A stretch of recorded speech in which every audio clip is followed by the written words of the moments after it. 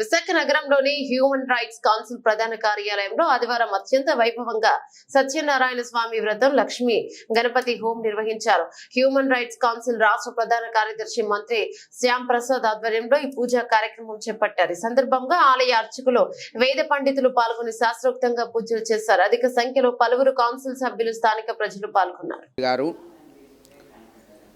ఈ మాఘమాసంలో మహాపవిత్రమైనటువంటి శ్రీ సత్యనారాయణ స్వామి వారి యొక్క వ్రతము, అలాగే అన్ని ఆటంకాలు కూడా తీర్చేటటువంటి గణపతి హోమము, సకల ఐశ్వర్యాలకి ప్రధాని అయినటువంటి మహాలక్ష్మీదేవి కూడా అనుగ్రహ ప్రసాదం కొరకు లక్ష్మీదేవికి హోమం అంటే లక్ష్మీ గణపతి హోమాన్ని, రమాపరివార సత్యనారాయణ వ్రతాన్ని కూడా హ్యూమన్ రైట్స్ కౌన్సిల్ మంత్రి శ్యామ్ ప్రసాద్ గారి ఆధ్వర్యంలో వారి పరివారం, వారి మహాభక్తులందరూ ఇక్కడ ఈ కర్తవ్యాన్ని నిర్వర్తిస్తున్నారు.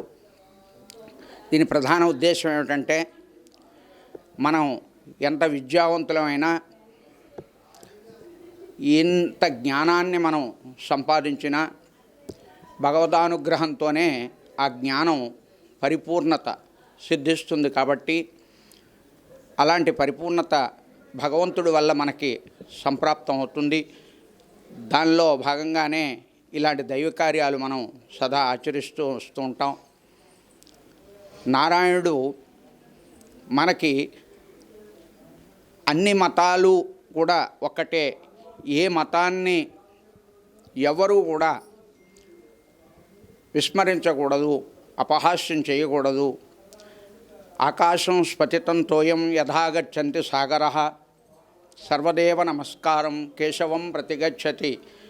ఒక్కొక్కరు ఒక్కొక్క రూపాన్ని ఎంచుకొని నేనేగా భావించి వారు ఆ రూపాన్ని ఆరాధిస్తూ ఉంటారు.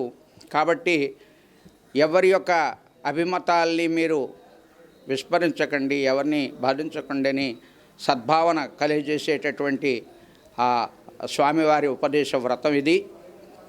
కాబట్టి ఈ వ్రతంలో అన్ని దేవతలు యందు నేనే ఉన్నాను. భగవంతుడు నిరాకార స్వరూపం, ఎవ్వరికీ కనిపించడు, కానీ అనేక రూపాల్లో దర్శనం ఇస్తూ ఉంటాడు. కాబట్టి అన్ని రూపాలు నేనే ఉన్నాను. కాబట్టి అన్ని రూపాలని మీరు సమాన భావంతోనే మీరు భావన చేయండి.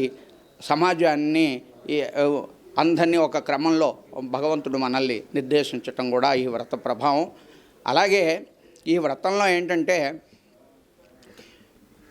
ఉన్నతమైన విద్యావంతుడు కానీ, విద్య లేనటువంటి నిరక్షరాస్యుడైనా సరే భగవంతుణ్ణి ఎప్పుడూ కూడా ధ్యానం చేస్తూ ఉన్నట్టయితే ఆ విద్యావంతుడు ఏ విధమైనటువంటి సుఖ సంతోషాలు పొందుతాడో, విద్య లేనటువంటి వారు కూడా అదే విధమైనటువంటి సుఖ సంతోషాల్ని పొందుతారు.